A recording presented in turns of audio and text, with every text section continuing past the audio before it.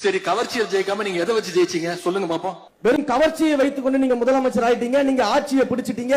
2 வருஷம் தான் ஆகுது, 2 வருஷம் தான் ஆகுது. என்ன செஞ்சுட்டு நீங்க வந்தீங்க? என்ன சேவை செஞ்சீங்க? என்ன போராட்டம் பண்ணீங்க? சரி, திரும்பவும் கேக்குறேன், அண்ணன் என்ன சுதந்திர போராட்ட தியாகியா? அண்ணன் என்ன பண்ணிட்டு இருந்தீங்க?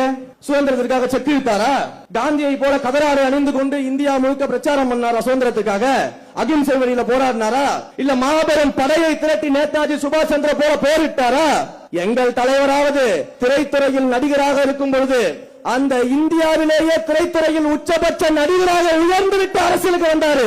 அண்ணன் அப்படி என்ன சாதனை பண்ணிட்டு வந்துட்டீங்க? எப்படி நீங்க துணை முதலமைச்சரா இருந்தீங்க இதுக்கு முன்னாடி? அப்ப யார பார்த்து கேள்வி கேட்கறதீங்க?